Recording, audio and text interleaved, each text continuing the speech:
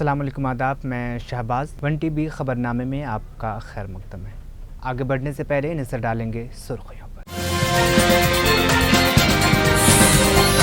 तेलंगाना के chief minister का नीति आयोग इजलास में शिरकत से इनकार, रेड्डी का ऐलान। कांग्रेस हुकूमत ने 30 दिनों में 30,000 जायदादों पर तकर्रुरात किए हैं, मजीद 30,000 की भर्ती है जारी। तेलंगाना का अवामी कर्ज रवा माली साल के आखिर तक 4.5 लाख करोड़ रुपए से कर सकता है तजावुज़। समाजवादी पार्टी के बागी अरकान असेंबली के खिलाफ कार्रवाई, अखिलेश यादव का असेंबली स्पीकर को खत लिखने का ऐलान। नीट यूजी 2024 के हतमी नताइज में टॉपर्स की तादाद 17, सुप्रीम कोर्ट ने दोबारा इम्तहान कराने की दरख्वास्त कर दी मुस्तरद। इजरायली वजीर आजम नेतन्याहू की अमेरिका में सदर जो बाइडन और नायब सदर कमला हैरिस से मुलाकात, जंग बंदी पर जोर। अब खबरें तफसील से। तेलंगाना के वजीर आला रेवंत रेड्डी का नीति आयोग इजलास में शिरकत से इनकार कर दिया है। तेलंगाना के चीफ मिनिस्टर रेवंत रेड्डी ने आज यानी 27 जुलाई को नई दिल्ली में होने जा रही नीति आयोग इजलास में शिरकत नहीं करने का ऐलान किया है, जिसकी सदारत वजीर आजम नरेंद्र मोदी करेंगे। वजीर आला रेवंत रेड्डी ने इस इक़दाम का ऐलान रियासती असम्बली में बजट के बहस के दौरान किया था, जहां तेलंगाना के साथ मरकजी बजट में मुबैना इम्तियाजी सलूक के खिलाफ शदीद एहतजाज किया गया। रियासती हुकूमत ने एहतजाज के तौर पर नीति आयोग इजलास में अदम शिरकत का फैसला किया है और उम्मीद जाहिर की है कि वजीर आजम नरेंद्र मोदी पार्लियामेंट में रियासत के हुकूक और फंड्स की फराहमी के मुतालिक एक बयान देंगे। కాంగ్రెస్ పార్టీ అవిశ్వాస తీర్మానం ప్రవేశపెడితే ప్రతిపక్ష పార్టీలని కాంగ్రెస్ ప్రవేశపెట్టిన అవిశ్వాస తీర్మానానికి అనుకూలంగా ఉంటే ఆనాడు అవిశ్వాస తీర్మానంలో ప్రతిపక్షాలకు మద్దతు ఇవ్వకుండా మోడీ గారికి మద్దతు ఇవ్వడానికి ఓటింగ్లో పాల్గొనకుండా వాకౌట్ చేసి బయటకు వెళ్ళిపోయినారు అధ్యక్ష. అంటే వాకౌట్ చేయడం కూడా మోడీ గారికి మద్దతుగా ఆ ప్రభుత్వాన్ని నిలబెట్టడానికి 2018లో ఇచ్చేసిండ్రు అధ్యక్ష. అదేవిధంగా రైట్ టు ఇన్ఫర్మేషన్ యాక్ట్, అసలు ఈ దేశంలోనే సమూలమైన మార్పులు, పారదర్శకమైన పరిపాలన అందించడానికి ఆనాడు యూపీఏ ప్రభుత్వం మన్మోహన్ సింగ్ గారు ప్రవేశపెట్టిన ఆర్టీఐ యాక్టును తూట్లు పొడచడానికి 2019 జూలైలో ప్రవేశపెట్టిన సవరణ బిల్లుకు मरकजी बजट में तेलंगाना के साथ की गई नाइंसाफ़ी के मसाले पर बीआरएस ने चीफ मिनिस्टर रेवंत रेड्डी को घेरते हुए सेल्फ गोल कर लिया है। सियासी मुबस्सिरीन का कहना है कि बीआरएस के कारगुजार सदर के रामाराव ने मरकजी हुकूमत के रवैये पर बात करते हुए खुद अपने वालिद बीआरएस के सदर के चंद्रशेखर राव को मुश्किल में डाल दिया है। ये खुदकिस्मती की बात है कि केसीआर उस वक्त असम्बली में नहीं थे। अगर केसीआर असम्बली में होते तो वो रेवंत रेड्डी के चैलेंज का जवाब देने के लिए खुद को एक मुश्किल सूरत हाल में पाते।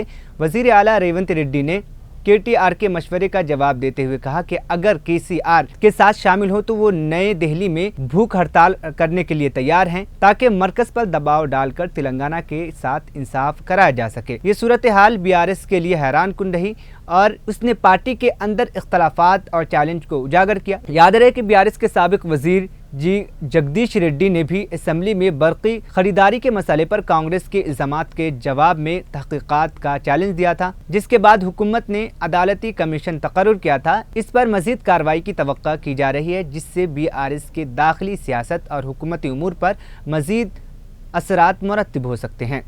కేంద్రం ధాన్యం కొనుగోలు చేయనంటే స్వయంగా మొత్తం క్యాబినెట్ ముఖ్యమంత్రితో సహా పోయి అక్కడ నూకలు తినండి అంటే ఇగో మేము పోయి కేంద్రంలో ధర్నా చేసి ఢిల్లీలోనే ధర్నా చేసి కూడా వచ్చిన వాళ్ళం అధ్యక్ష. మాకేమీ ఇది కొత్త కాదు అధ్యక్ష. రాష్ట్రపతి ప్రసంగాన్ని కూడా బహిష్కరించింది టీఆర్ఎస్ ఎంపీలు. అదేవిధంగా బయ్యారంలో ఉక్కు ఫ్యాక్టరీ పెట్టకపోతే ఇక్కడే మాత్రమే కాకుండా ఢిల్లీ దాకా కూడా నిరసన తీసుకొని పోయింది మా ఎంపీలు. అదేవిధంగా అధ్యక్ష కంటోన్మెంట్ విషయంలో కేంద్ర ప్రభుత్వం ఇబ్బంది పెడుతుంటే వాటిని కూడా లేవనెత్తింది మేము అధ్యక్ష. ఇక వాటి విషయం కోటి ఆశలతో ఏర్పడ్డ ఈ రాష్ట్రంలో ముఖ్యమంత్రి గారు కూడా చిన్న వయసులో ముఖ్యమంత్రి అయ్యారు రేవంత్ రెడ్డి గారు. కాబట్టి సహజంగానే ఉత్సాహంగా మీ ముఖ్యమంత్రి గురించే చెప్తున్నా బ్రదర్, ఎందుకు తొందరపడుతున్నారు? అరే మీ ముఖ్యమంత్రి గురించి చెప్తున్నా భయ్ విను. కేటీఆర్ గారు ముఖ్యమంత్రి గారు చిన్న వయసులో ముఖ్యమంత్రి పదవిని అధిష్ఠించారు. వారు అన్నట్టు కష్టపడే వచ్చినారు, సంతోషం.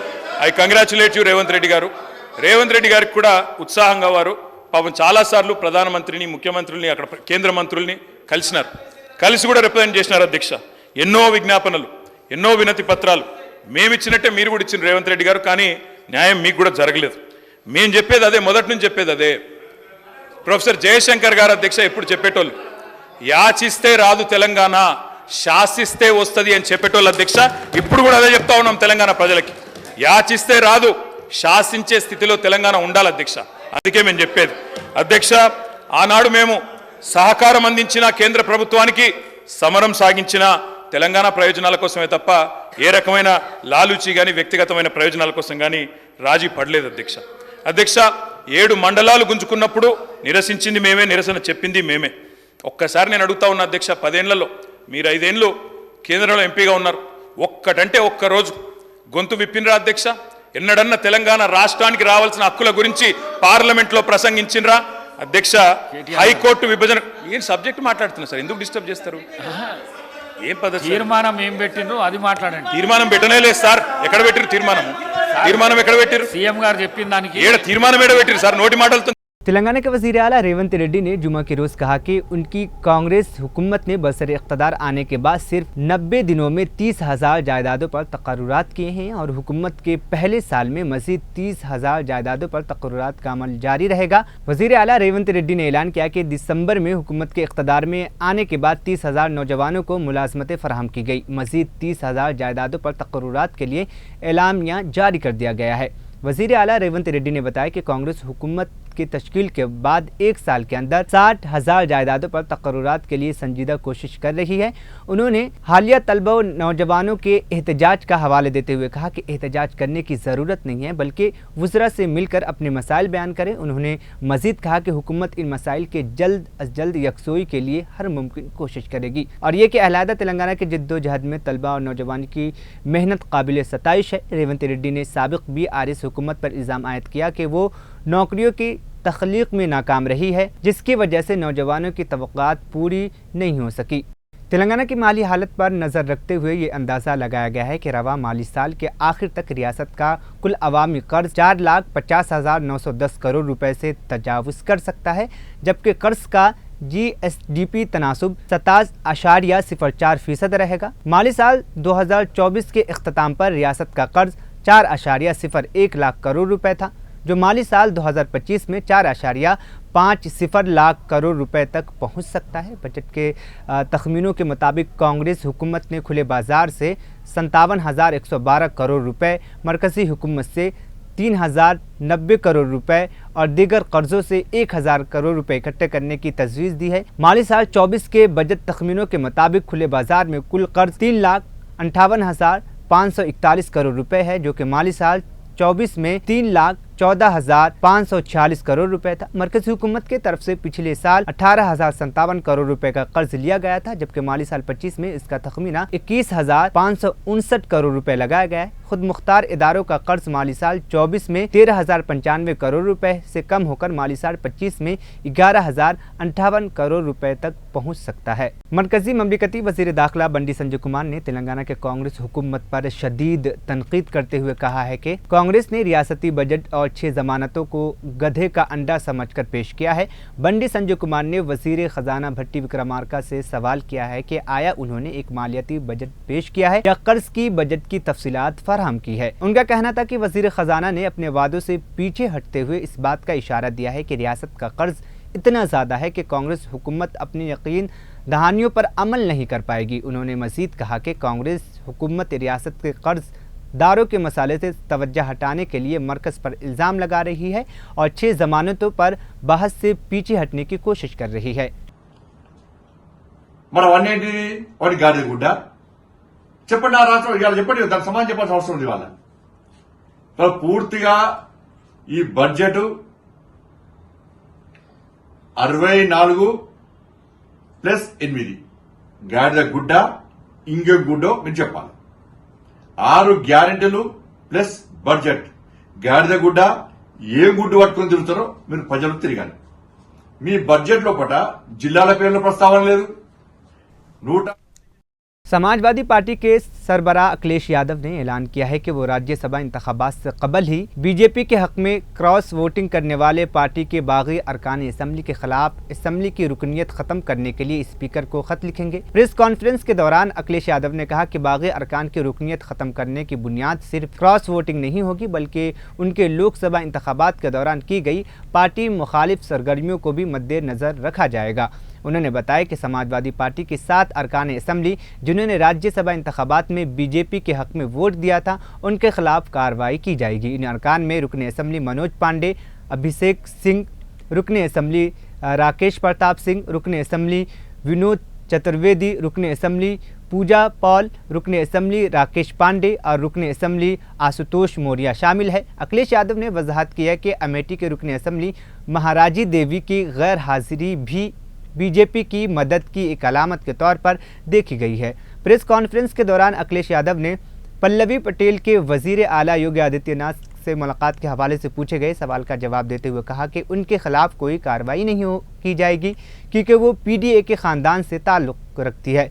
उन्होंने मज़ीद कहा कि मानसून ऑफर तक का खेल जारी रहेगा कि यहाँ भी बदनाम न हो, ये भी बात चलती रहे। और आरक्षण की जो मूल भावना थी उससे खिलवाड़ हुई है।